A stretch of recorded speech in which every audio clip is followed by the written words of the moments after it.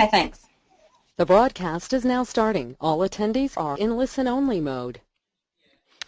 Hello everybody, and welcome back to the Occupational Therapy Australia webinar on sensory processing and impact on everyday life with Professor Winnie Dunn. Today we are presenting the final session, which is session number 3. Just to remind you, my name's Sandra and I'm the National CPD Coordinator with Occupational Therapy Australia. As before, this webinar will run for about an hour and it is being recorded. And just to remind you that I've muted all attendees to prevent background noise. And so if you've got any questions, please just type them as they come up and they'll be answered at the time. Finally, there is an orange button in the corner of your control panel which you can click in order to minimise the panel.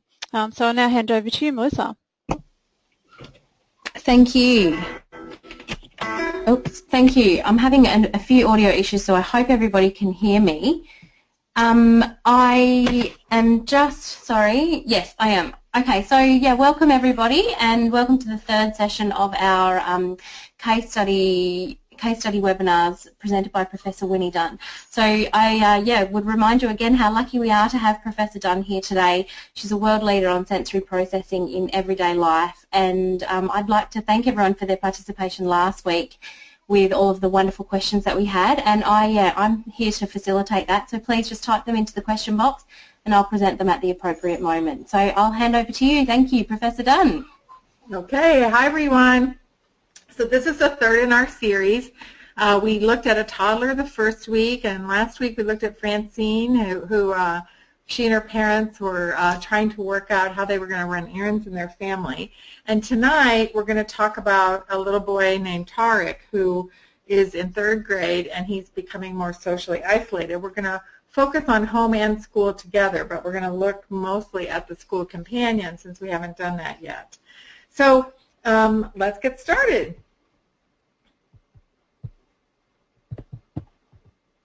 So this is Tariq. As I said, he's becoming more socially isolated.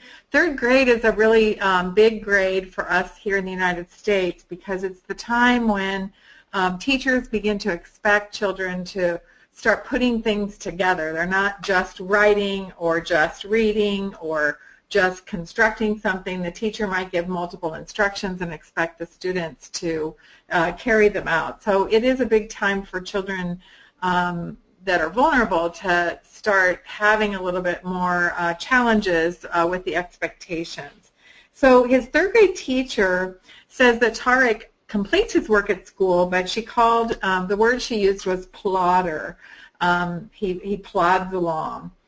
Because he was having increased trouble developing friendships, his teacher and his mother together talked about that, and they were worried that he was becoming isolated and that he would start being excluded from peer socialization opportunities, which they both saw as very important for his school experience, which is what sort of triggered all of our discussions together.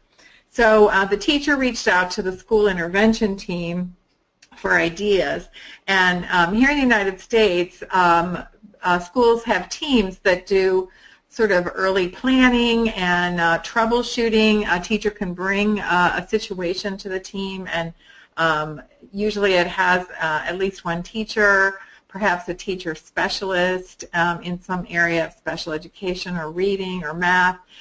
There might be an administrator there, and in this case, the occupational therapist was also part of that team.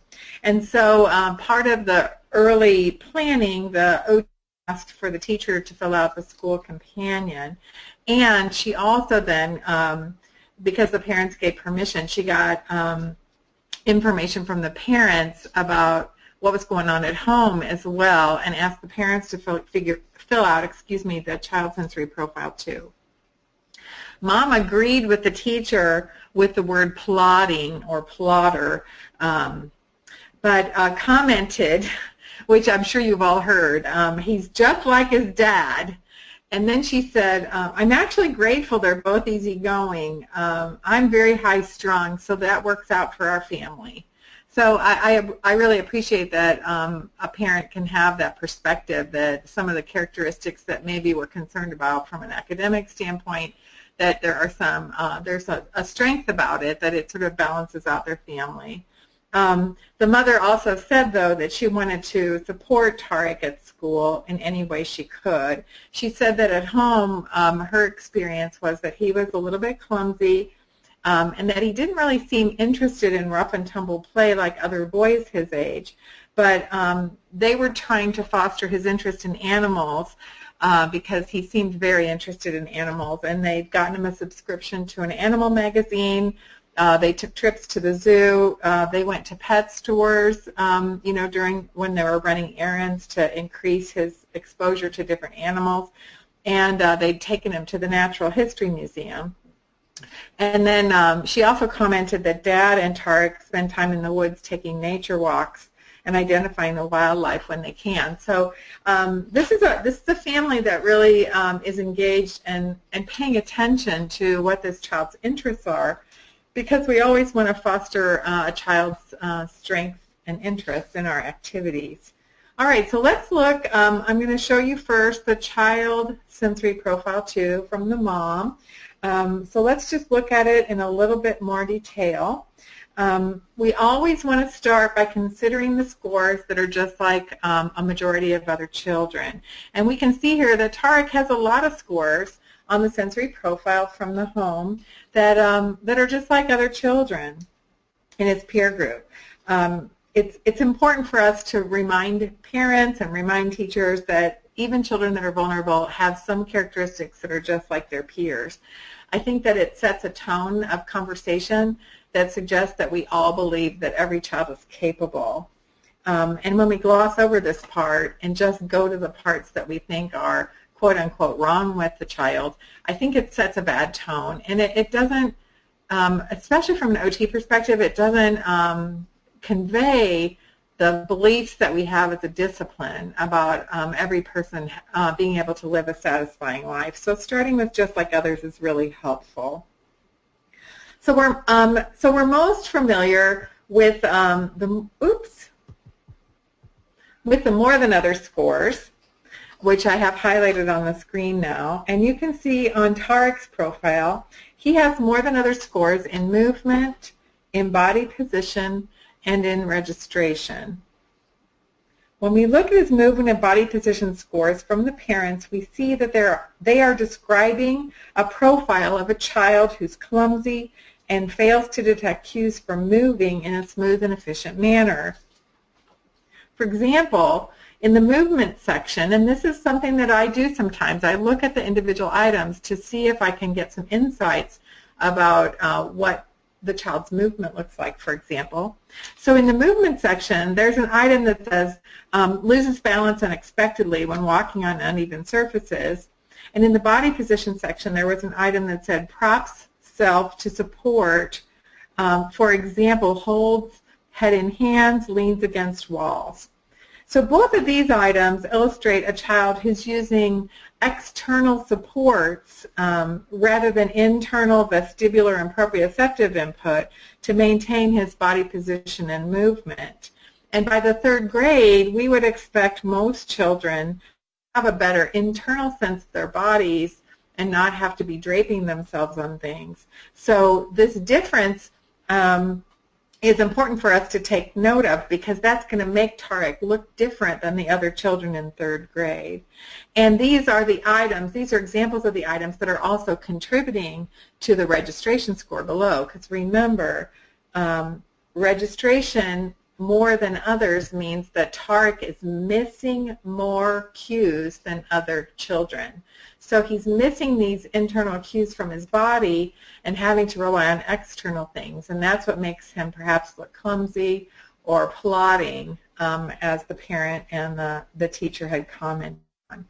So let's look also, something that's less familiar for us is scores in this less than others category. They're not as frequent, and so we don't sometimes understand what to do with those. These scores, so he has a less than other scores in social and attention in the behavior categories and in seeking.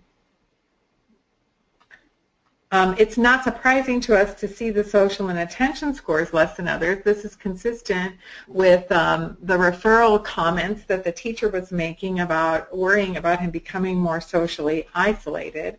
So the items in that category are pretty consistent with that. But we also see a less than other score in seeking. This means that Tarek doesn't try to get more input for himself.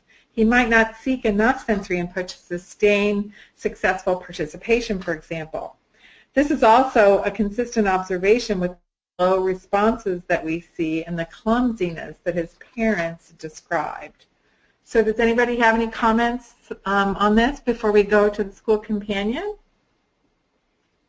No, nothing yet. No, well, sorry, there was a comment just regarding that it would be great to hear somebody about a child with low registration, because it's something that often gets forgotten, but I haven't had any questions yet, so that's good. Yeah, they're right. That this is something where, you know, this kind of child, a child like Tarek, can just kind of fall off the radar because teachers have so many things they have to take care of in the curriculum and with the agenda all day. And so I was really pleased that this particular teacher and this parent were both on it by paying attention.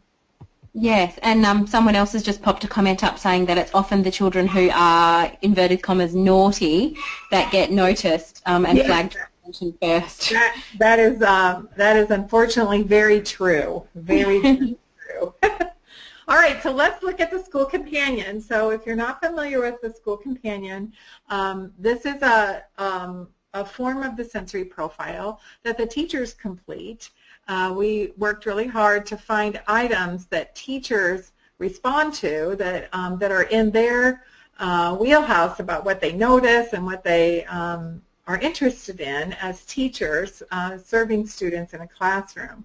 So let's kind of walk our way through here and see what happens. So first we look at the top section here. We see that the sensory sections, auditory, visual, movement, and touch. You'll notice that he has a typical score in auditory processing. So that's a really important thing to tuck away for us to remember, because you know, we can, in the meetings, we can say something about him responding to sound just like other children, but it might also be an area that we can use as a strength to support Tarek in other activities. So he has more than other scores in visual, touch, and movement input. So we're going to see how that's playing itself out in the sensory patterns below and in the school patterns at the bottom, the school function patterns. So let's see how that works its way out. If we look, also he has a much more than other score in registration, which is consistent with this idea that he's missing cues. Mom and Dad are telling us that he's missing cues, and the teacher is telling us the same thing.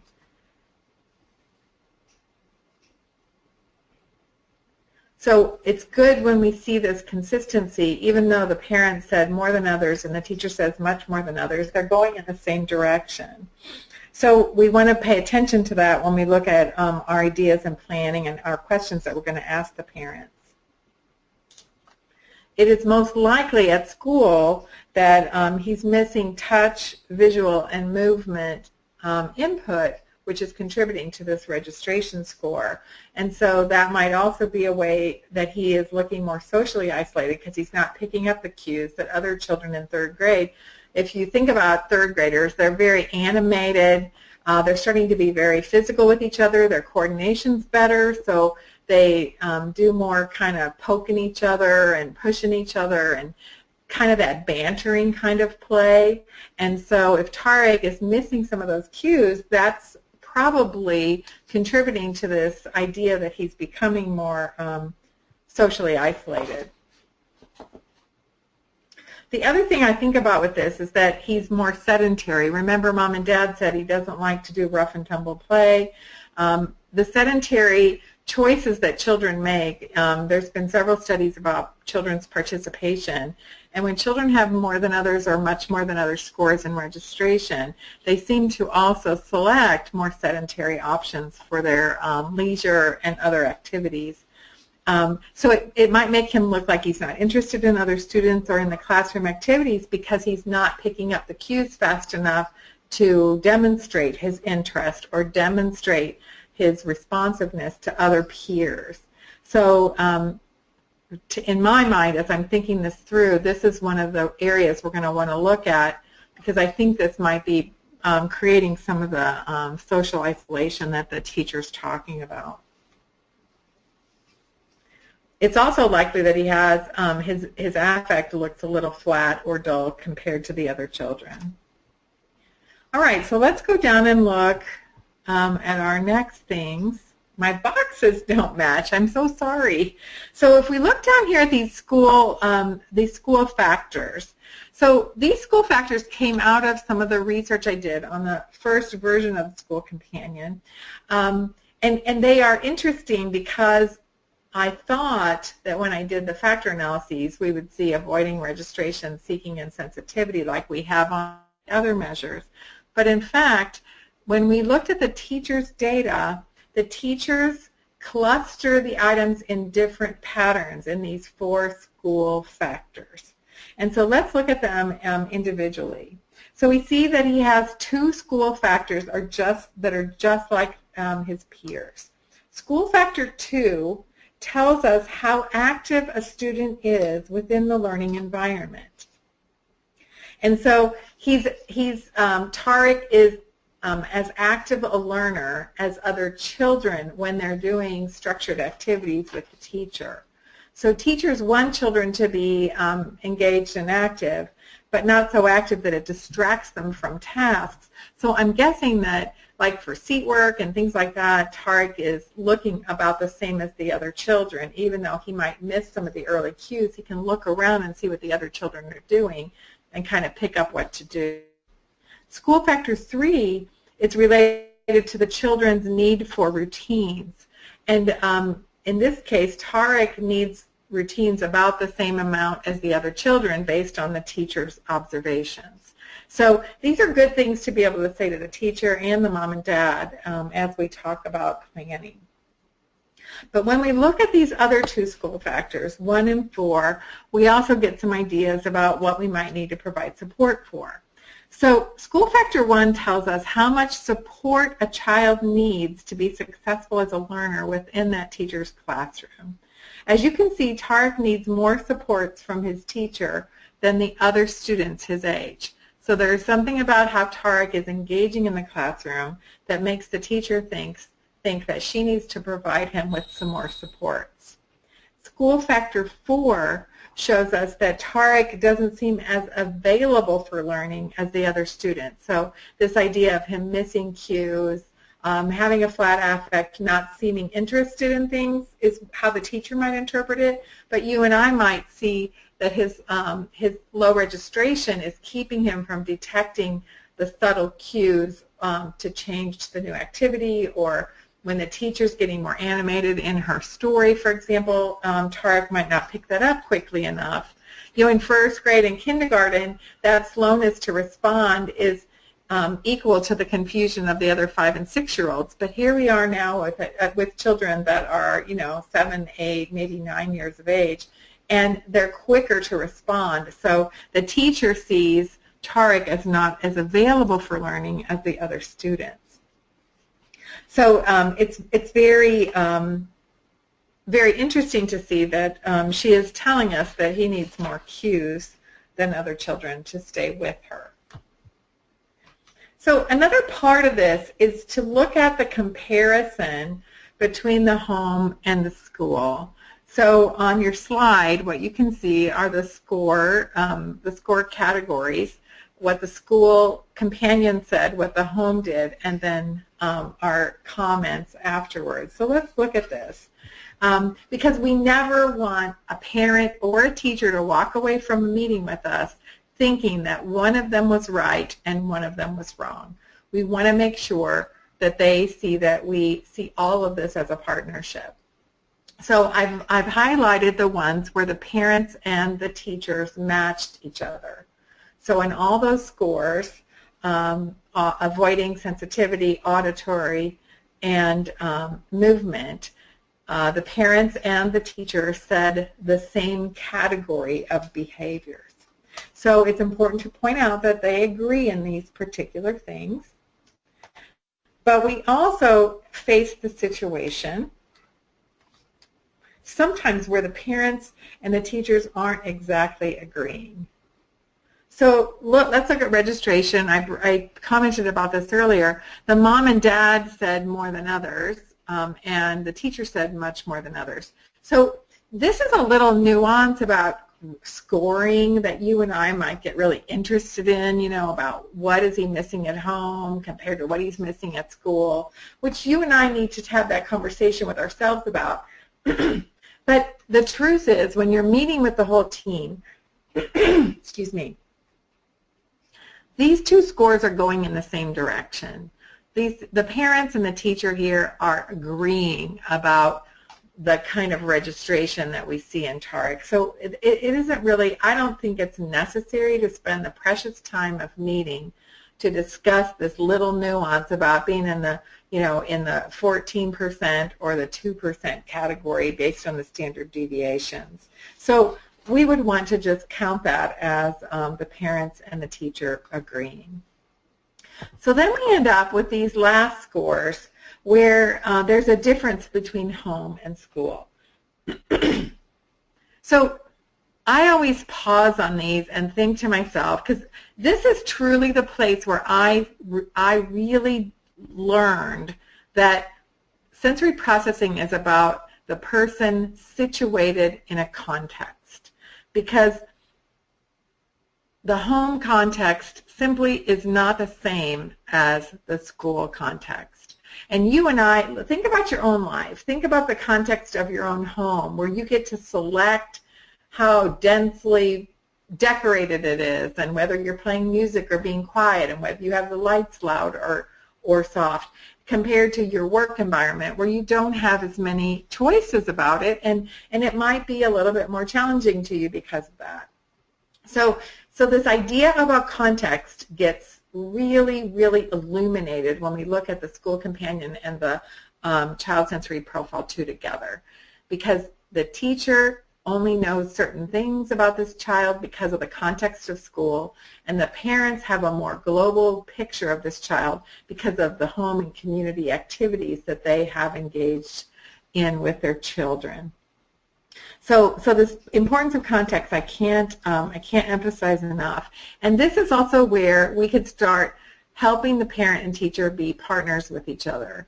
You know, like, so to the teacher, you know, he's responding, he's seeking just like others at school. Tell me what that looks like, or tell me some of the things. I noticed you said a 3 on this item. Let's talk about that. Because maybe you have some things you do in the classroom that mom and dad could do at home to increase Tarek's responsiveness, because he's not responding as much at home. You know, and let's think about what might be different. You know, in a 3rd grade classroom, Tarek has, you know, 15 to 25 other children that he can model after if he misses something. At home, he doesn't have that opportunity. You know, he doesn't have as many role models or other people to look to get cues if he missed a direction, for example. In the visual area, think about the differences you might see at home and at school. You know, teachers are very passionate about having very fancy bulletin boards and moving the children around and having different really interesting visual displays, and maybe that is having an impact on Tarek's performance in a different way than how it looks in his home, in his bedroom, in the living room, etc.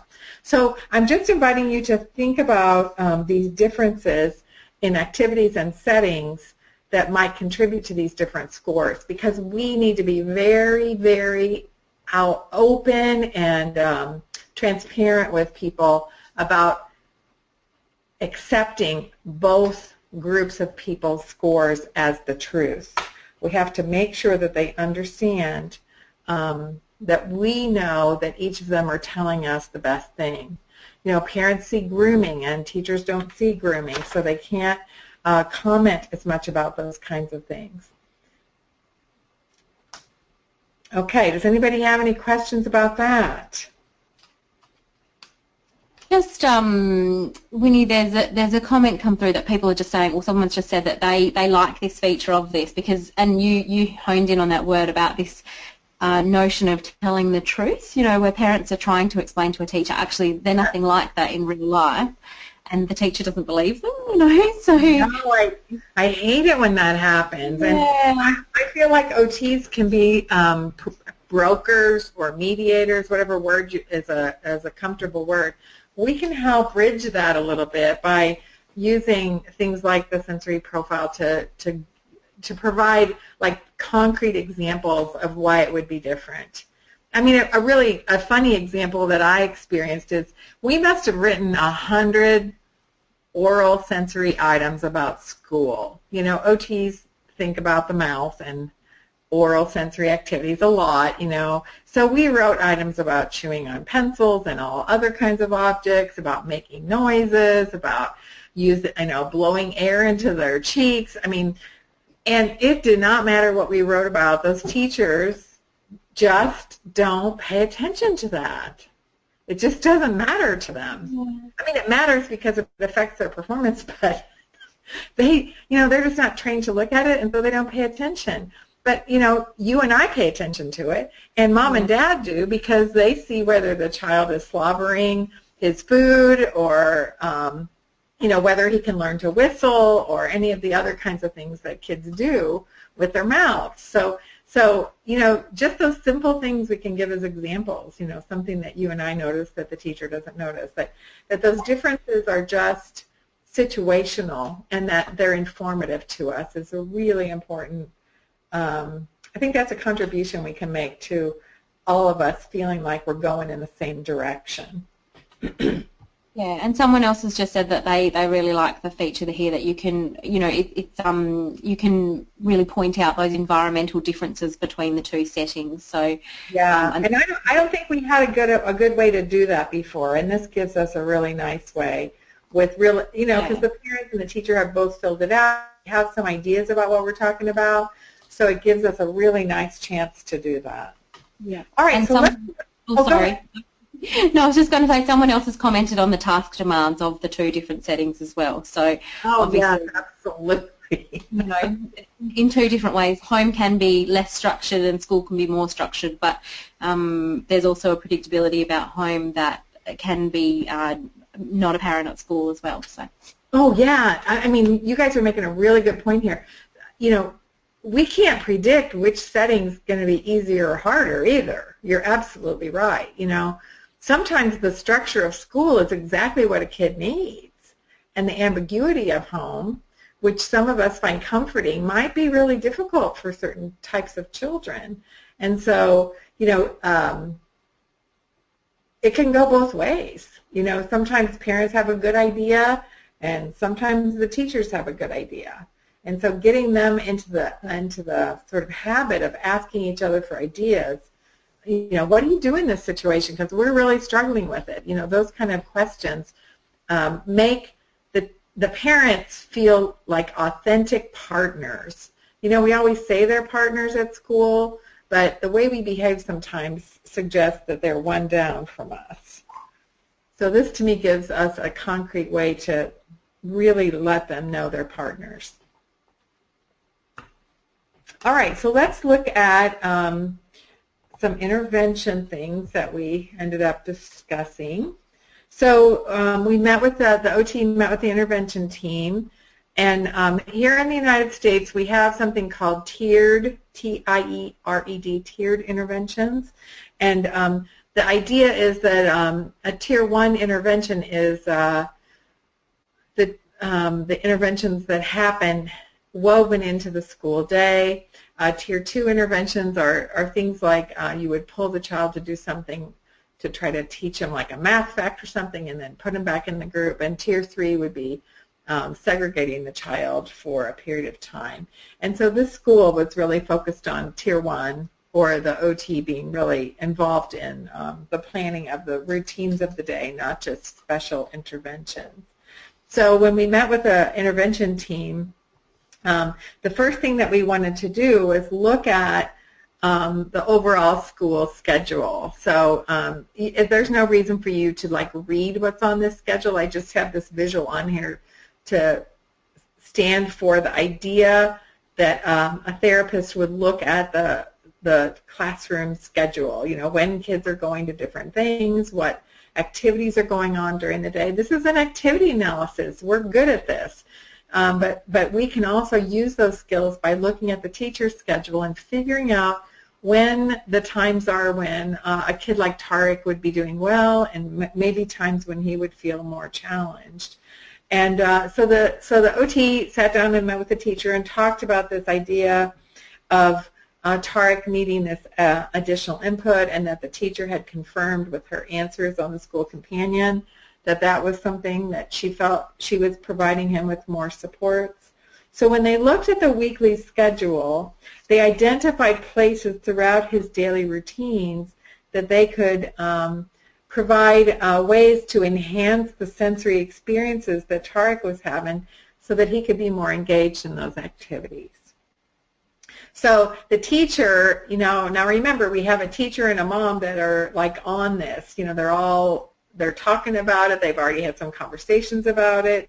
So the teacher says to the OT, well, we could add marching and singing and clapping to our transition times, because we know that transitions are going to be a hard time for a kid like Tarek, because he's not going to pick up the first cue that the teacher says, okay, now it's time to move to language arts, or let's get our books and go to math, go to our math groups or whatever. So she suggested that she could enhance all the transitions by adding some physical activity into the, or singing or something like that, into all the transitions. And of course, you can imagine third graders are very active already, so this teacher is brave because she's willing to like activate all the children in service to making sure that Tarek is also involved with the others. And then the therapist and the teacher also talked about the idea that standing up to do seat work might be a more engaging postural position for Tarek. Even if he was leaning on the counter, if he's standing up, he would be getting more proprioceptive and vestibular input just by the act of standing posture. So they talked about places around the classroom where he could stand to do his seat work. You know, so they did an analysis of the different places in the classroom. And again, you know, this is reminding us that we don't have to do an explicit sensory-only intervention to support a child when we know his sensory patterns. So, like, you know, using an activity analysis format to try to figure out when the best times are is an option. And then looking around the context, you know, and doing adaptations in the context is a very important part of this. So I thought this teacher, you know, she was already pretty engaged, so this gave us another chance to talk about things in her classroom that she could do to make things really more engaging for Tarek, which again is also going to help the other students in the class as well. Anybody have any other comments or? Nothing else, Winnie. I have a question, but I think it's probably better suited to the end, if that's okay. Oh, okay. And I'll let you continue on. No problem. All right, so of course, Mom's engaged. We know that already. So when Mom started hearing some of the things they were doing, you know, that the teacher and the therapist were talking about doing at school, she said, you know, are there things I should be doing at home? I really want to do anything I can, because I know if Tarek gets more practice, he's gonna do better overall, and I hope, you know, anything that we can do at home to make him do better at school, we would certainly like to support. So the mother and the therapist talked about, you know, what the home routine was, and you know, trying to focus on the idea that we want the experiences that Tarek encountered to be more noticeable for him. So as we were talking about some of the things that happened after school and on the weekends, one of the things the mom suggested, and I know you've all had parents like this, where they really the idea clicks for them. So this idea that he was failing to detect or failing to notice things the way other children do.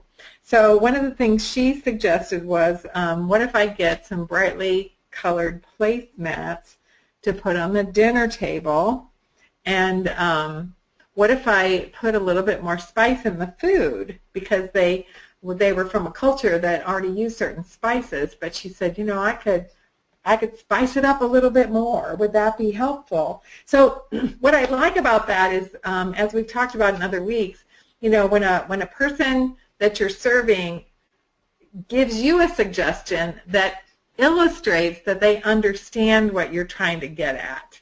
Now, you and I, you know, I might have come up with the placemat idea. You might have come up with a placemat idea. Like when we hear it, we go, yeah, that's a good idea. But the coolest thing of all is when the parent or the teacher says an idea and the idea is consistent with the concept that we're trying to get across. So I was really happy that Mom was really kind of thinking through these things. So then we also talked about clothing, because another aspect for Tarek is making sure that that his body awareness opportunities happen. And so we talked about clothing that has Lycra in it, that's, you know, stretchy so it pushes against his skin. We talked about textured clothing so that he would have more opportunities to feel his body as it's moving. Like if you're wearing something that's a little firmer on your skin, then every time you move you get feedback. So we thought this might be a way, you know, to give him some more feedback during his natural activities during the day. And making sure that he could, you know, that he would have chances to feel his body. And the way I sort of talk about it with the mom was, you know, we need Tarek to understand like where the edge of him is, where he ends and the world begins. And right now he's not getting as much of that input as he needs to be able to make engaging decisions with his peers. So then she launched into, after we talked about the clothing, the morning routine and the evening routine, and she says, well, maybe it would help him at school if he took a bath or a shower. They were transitioning into him taking showers. If he took a shower in the morning, she said, I just got a really strong shower head, and we could set it on the really rough one, and that'll wake him up really good for school, don't you think?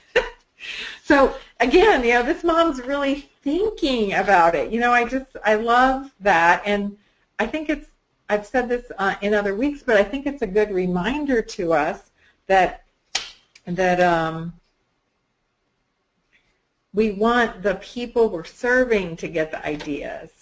You know, I might have made a laundry list that had shower head on it, but by talking about the ideas and letting Mom come up with the shower head, do you see how that becomes a more sticky intervention for her? And by sticky, I mean that because she thought of it, she'll be more likely to carry it out. She'll be more likely then when I ask her again about it, how'd that go with the shower head? Do you notice any difference during breakfast? You know, is it easier for him to get dressed after that? You know, are you noticing that he's more active during this process? You know, it gives us a chance to support the life that she has with Tarek instead of us trying to create a therapy time for her.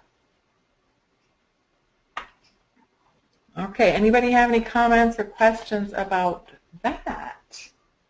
No, nothing at the moment. All right. Well, I just think this is such a neat, you know, such a neat kid, and I really, I'm not going to get into this tonight, but another thing I might do with a family that's engaged like this is, you know, have the mom and dad do an adult sensory profile, or have the teacher do an adult sensory profile, so that they can gain some additional insights about how they are interacting with this particular child. We didn't do it with this particular family or this teacher because they seemed to be getting the ideas as we were going. They seemed to understand what we were talking about, and the teacher was an experienced teacher, and this mom was, already generating ideas.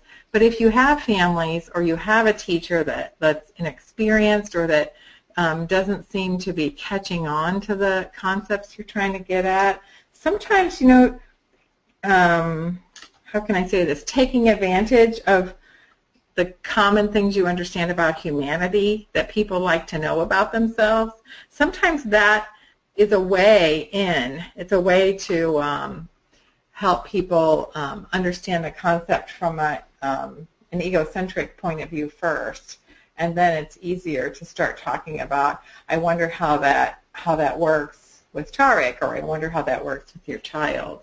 That you really like to have a lot of movement, and he likes to be still. What activities could the two of you do together that would be useful for him and useful for you?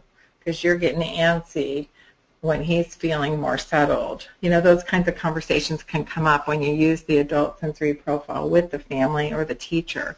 But I did not do that in this case because I felt like these people were like on board. They were understanding what we were trying to get at. Okay, so I'm going to talk about, as I always do, about what the outcomes were and kind of projecting forward what happened with Tarek.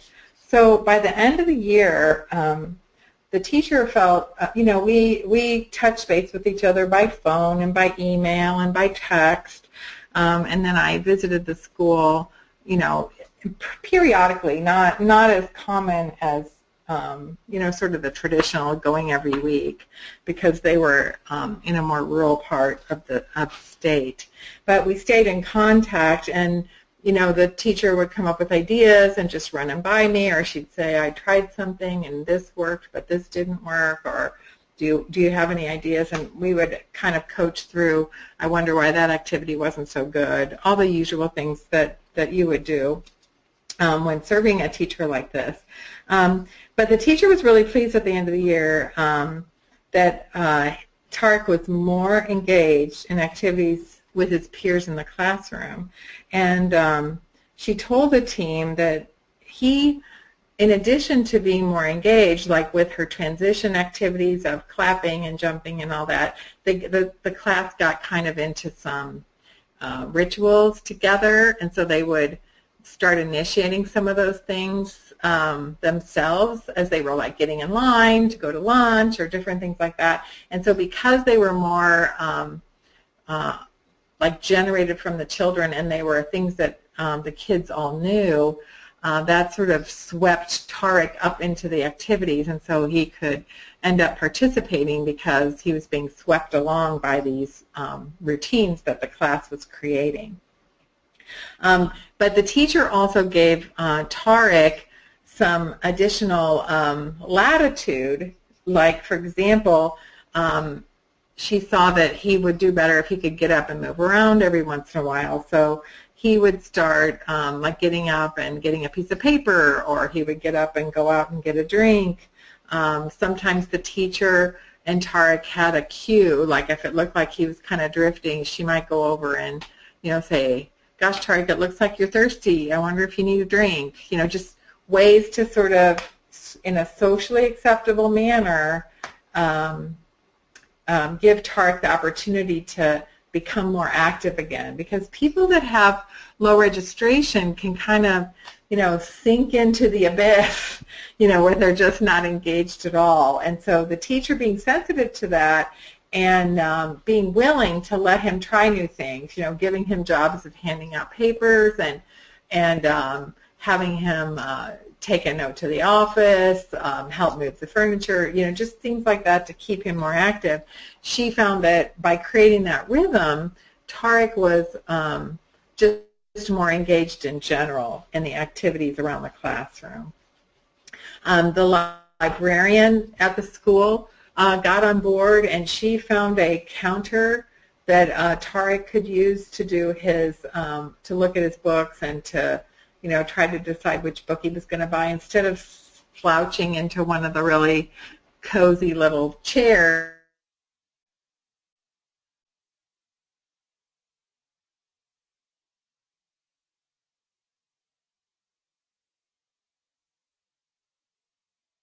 And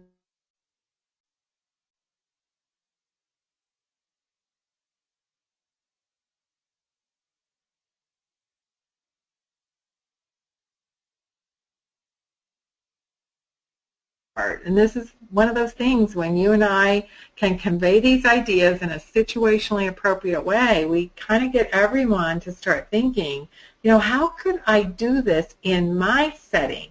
And I don't mean my setting like way out there, but like in the library, in the lunchroom, in transition.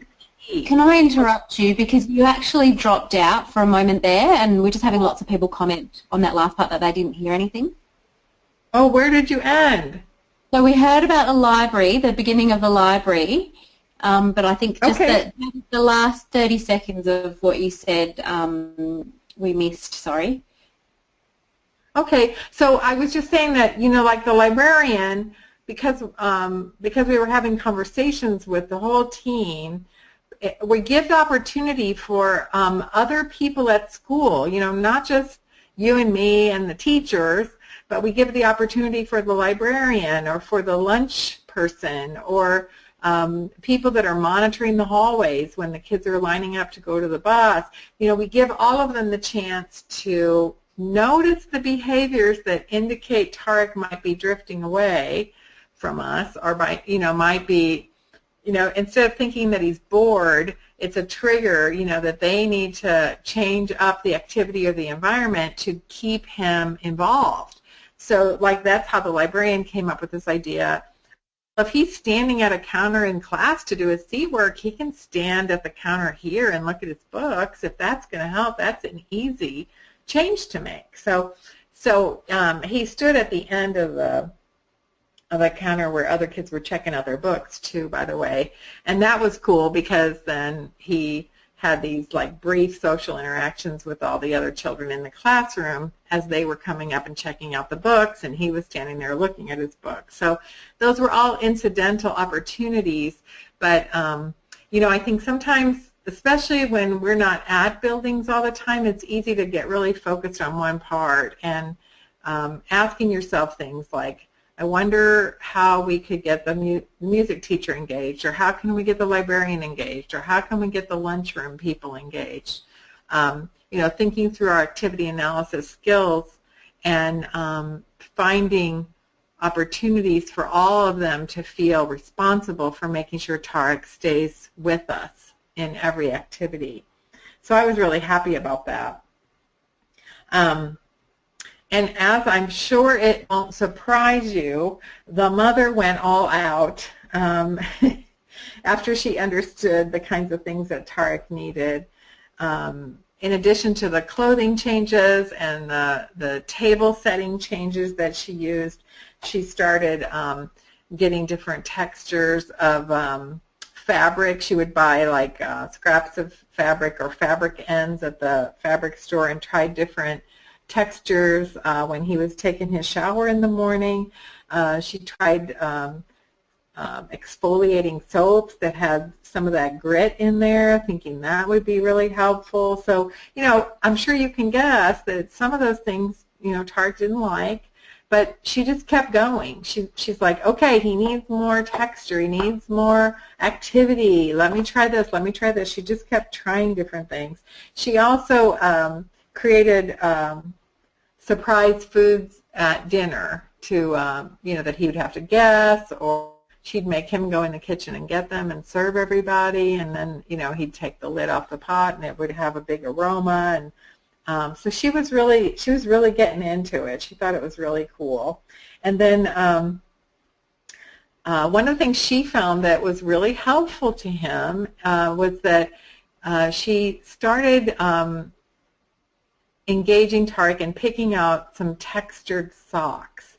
And so apparently he really liked this, And so it got to be kind of a thing for their family. So he was, by the end of this first school year, he had quite a collection of socks, and it started to be then a social topic because, in 3rd to 4th grade, the kids are starting to notice how they look, and so he was getting conversations started with other peers because, like, oh, those are cool socks, dude, and asking, where he got them, and then he started looking for ones that had like little, like some of the cartoon figures, or I shouldn't say cartoon, maybe action figures would be a better word, on the socks.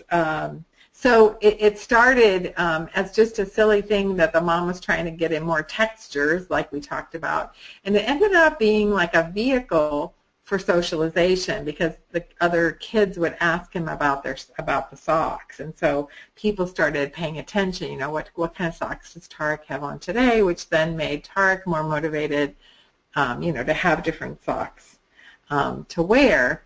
But that's sort of a self-generating activity that happens when you hit on a really good idea.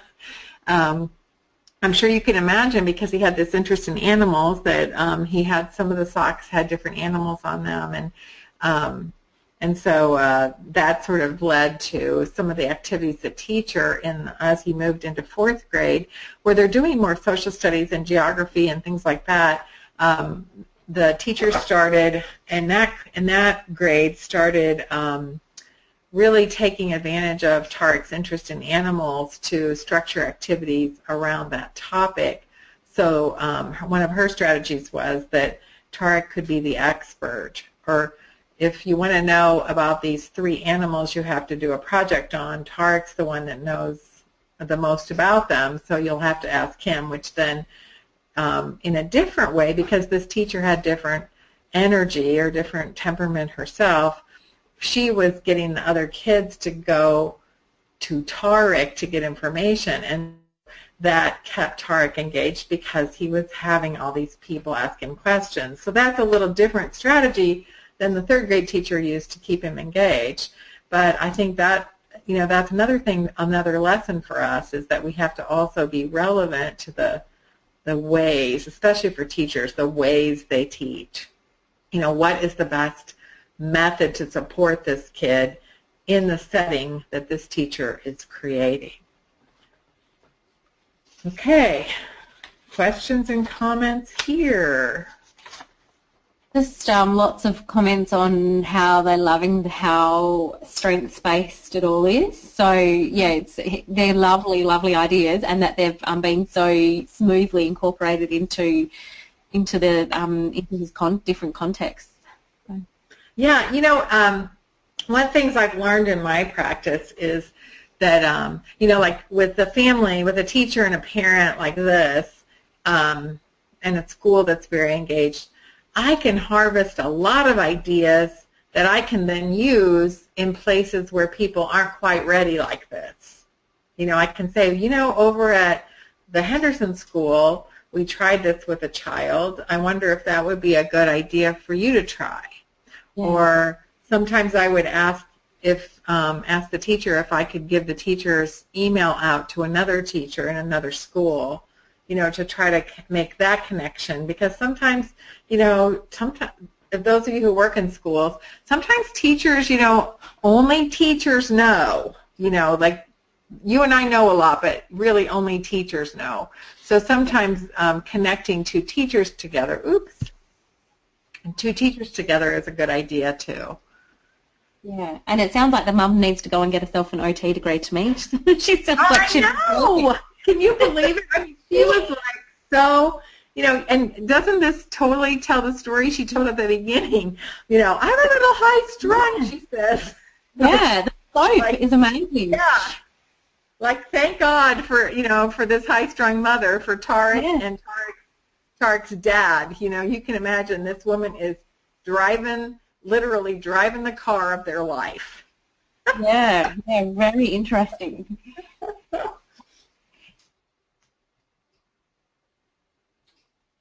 Okay, other people, other questions or comments? Winnie, may I take it back a little bit to a question about the assessment? Is that okay? Yeah, absolutely. Yeah, so I've had a question from somebody here who uses the adult and adolescent sensory profile quite a lot. Okay. And they've commented on whether, or they've asked a question as to whether it would be likely that the tables that you are using in the SchoolCompanion would be used in the version 2 of the adult and adolescent sensory profiles. Well, you could make some tables of that sort for the adolescent and adult sensory profile. But that's a good idea. Maybe I'll make one and I can put it on the website for people to use right away. That might be really cool. Sounds like, I guess what I heard from the comment was that they really liked that ability to sort of look at things quite quickly and easily. Well, and here's the thing, this is another aspect of technology that's really helpful.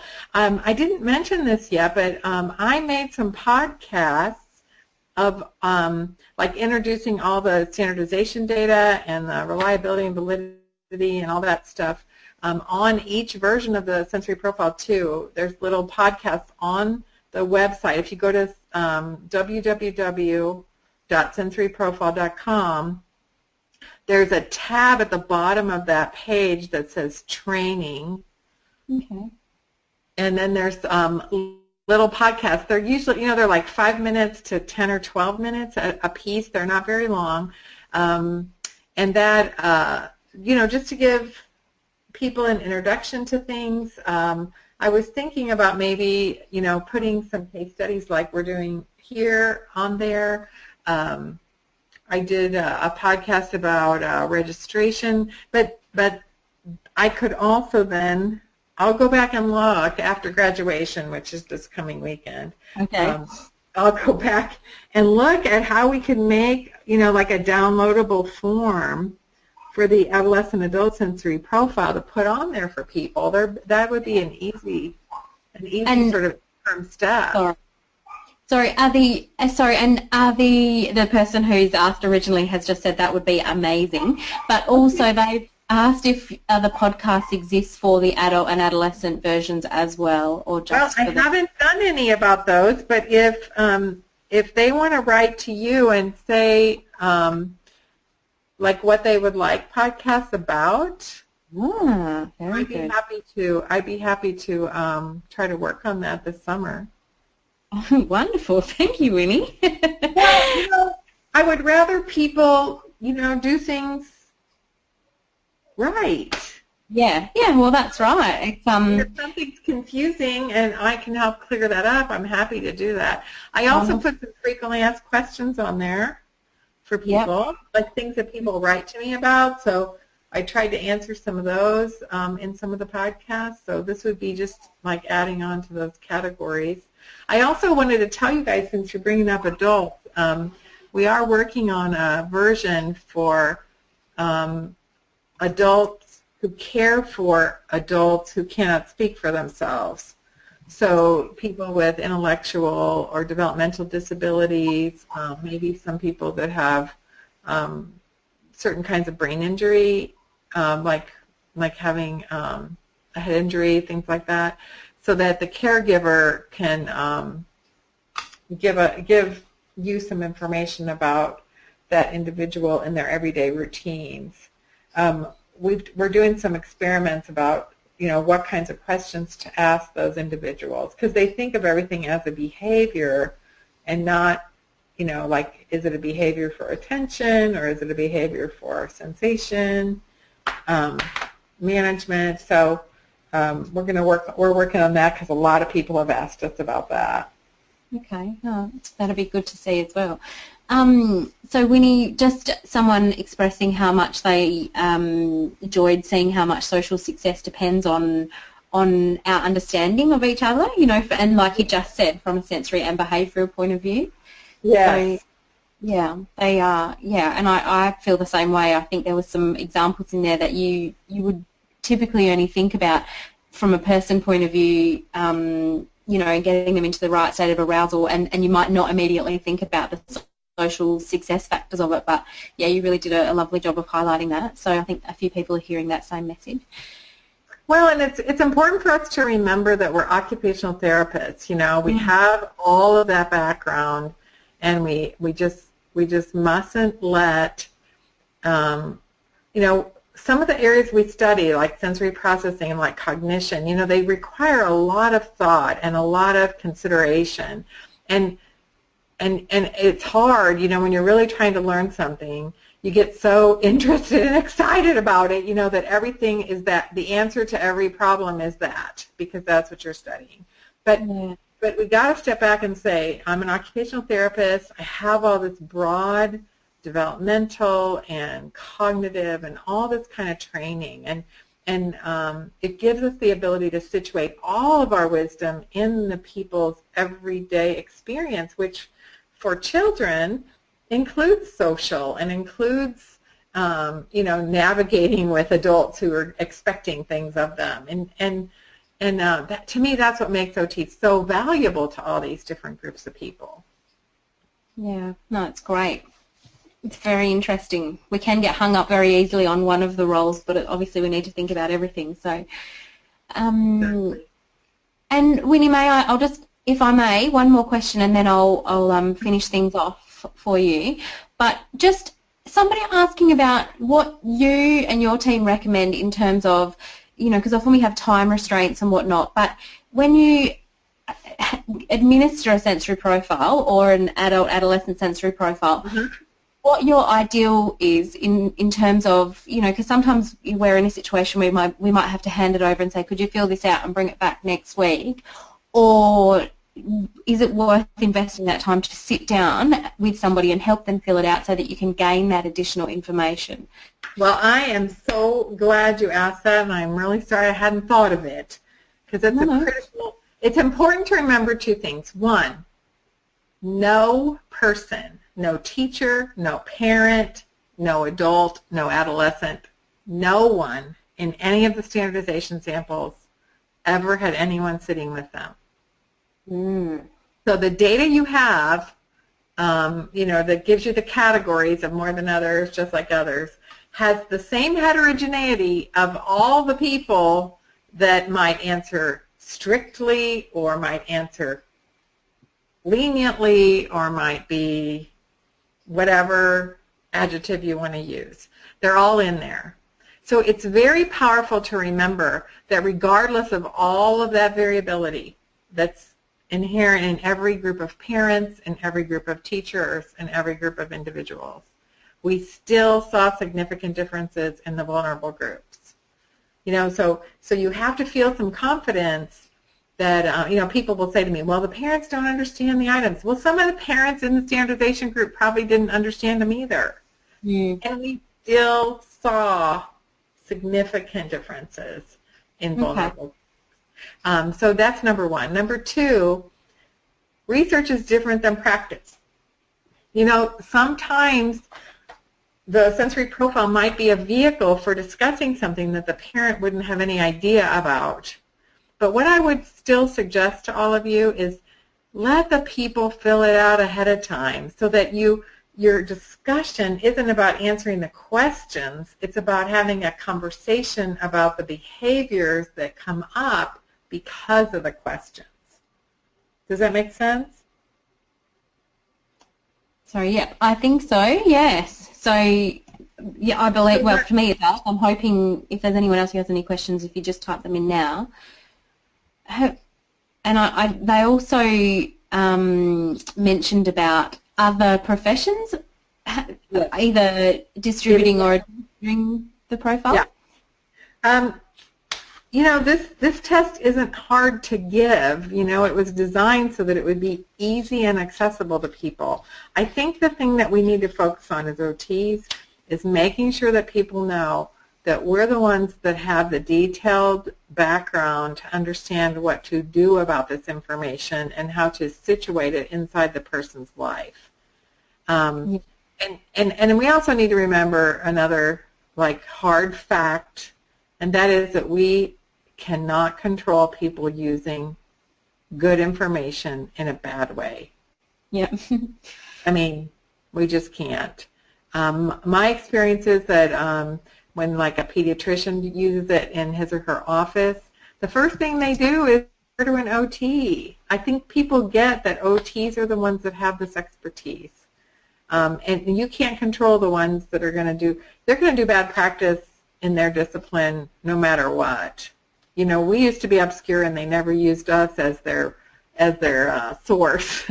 But now they're using OT knowledge because it's available. And we just have to make sure that people, the most people possible, understand that OTs are the ones that understand how to employ this knowledge about a child or a parent or a teacher in service to that person's life. We're the ones that know how to interpret it.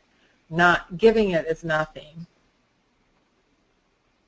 Yeah, okay, well, thank you. That's true. And in my experiences, most people are happy to hand it over to the OT for it to be... and that's like, to me, that's like the best thing ever. Like, we're the source. People are finally understanding that OT can help them with things. Yeah. Oh, that's great. Well, thank you so much, Winnie, for answering all of our questions. So I'll let you wrap up, and then I'll wrap up if you like. Okay. I just, like the kids on the screen, I want to say thanks to all of you for attending. I'm so grateful to the Australian OT Association because this has been a really good experience for me, and so I hope it's been a really good experience for all of you as well. We all learn when we invite each other to think more deeply about our work. So thank you so much for including me.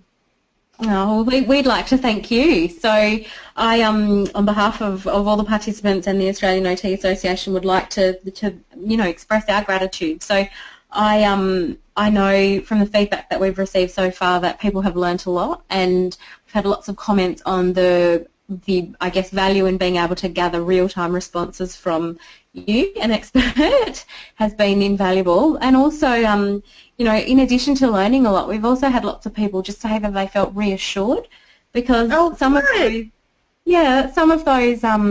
those small things that you do every day start to feel like, you're kind of going, is this really helping or whatever. So I think people are really feeling that their interventions are validated and they've gained a lot of confidence as practitioners. So thank you. Great. That is, we are just a mutual admiration society. Well, thank you. And the recording will be available, everybody. Sandra will send the email out, and hope everyone has a lovely day ahead and weekend ahead. We'll let you go to bed. Thank you, everyone. Thanks, everybody. Bye.